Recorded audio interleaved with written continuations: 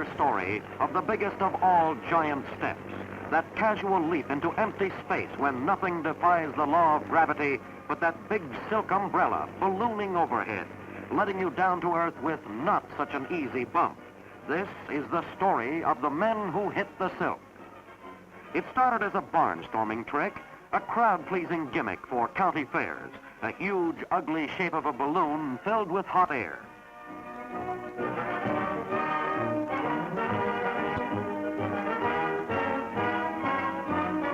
A man in whipcord breeches and a couple of slender girls checked their release catches. And then the cry was heard, "Balloon going up!"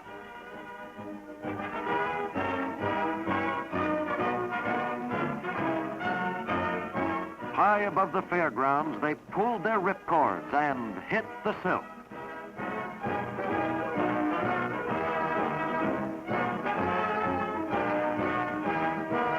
In World War I, the carnival trick became a lifesaver as enemy planes spat fire at observers in barrage balloons. Hydrogen gas makes a bright flare against the afternoon sky, and the man in the basket hits the silk and returns to Earth safely.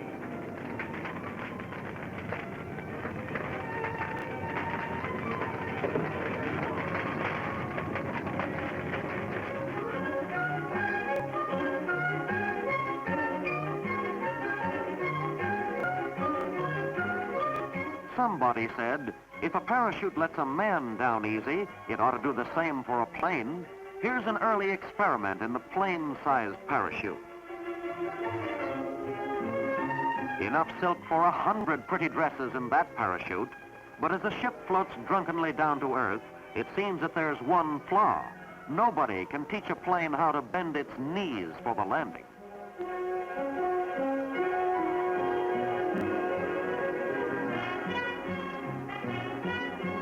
Between the wars, the parachute was a prop for daredevils. Here's the star of the flying circus.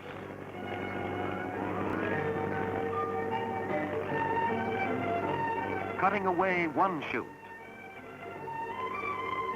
And then another.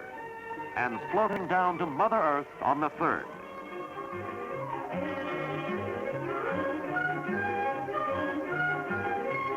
There's nothing like terra firma, and the firmer the better. Somewhere between the wars, the Army invented the paratrooper. Here are historic pictures of the first mass drop. An old tri-motor transport takes to the air with 7 men for an historical parachute drop. For the first time above the drone of motor noises is heard the cry, "Geronimo!" and half a dozen white chutes blossom in the air like flowers. The Batman made his share of thrills. Winged like the birds, he soared and glided like a gull and delayed pulling the ripcord until the last heart-stopping moment.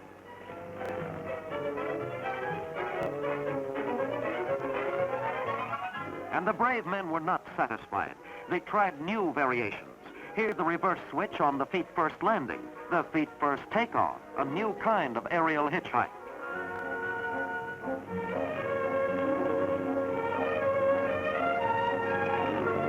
At Navy airfields, top officers studied this big umbrella.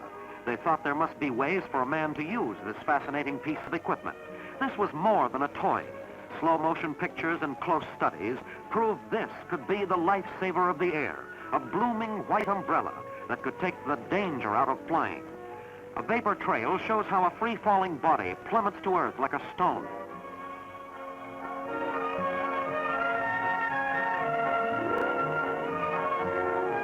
But then the silk umbrella opens, and a man's body floats down like a feather, like a thistle, neat as a whistle.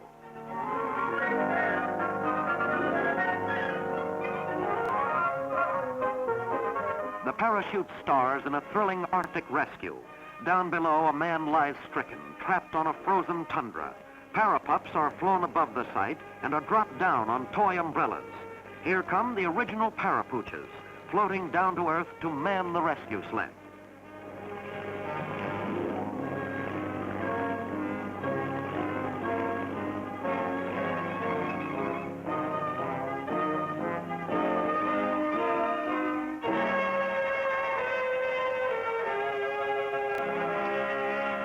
Here for good measure is the sled. And here's the driver. In a few quick moments, the Huskies and the sled are hitched up, and an injured man is carried across the ice fields to safety, thanks to that silken, silent partner, the parachute.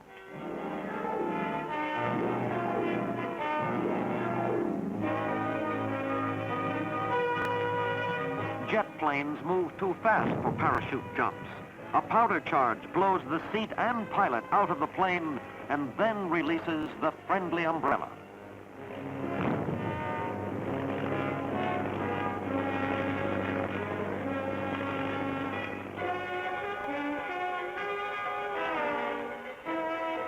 Here is the vital beginning of every jumping operation. Chutes must be folded with absolute care. There's only one chance to pull that ripcord, and if it doesn't work, you don't get your money back. Now, the guys and girls who pack the chutes prove they have faith in their craftsmanship. Yes, sir, these factory workers are ready to stand behind and underneath their products. They take to the air to make personal tests of the equipment issued to the flying fighters. They know it's good because they use it themselves.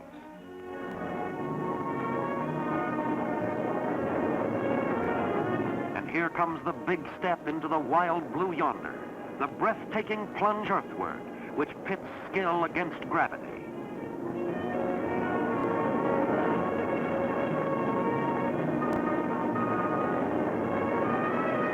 Say, these things really work.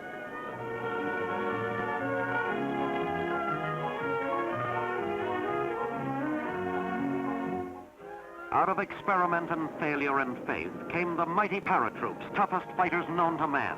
They hook on their shroud lines, and at the cry of the jump master, they jump out of the doorway into nothing.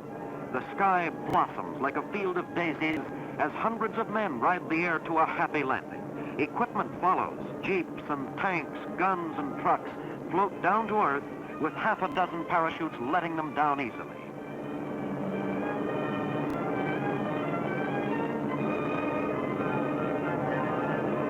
Now the umbrellas fill the sky. Platoon, company, brigade, regiment. An exciting new tactic of war is born. A way to land an army from the sky to drop at strategic points behind the enemy lines. Silently, they float to earth.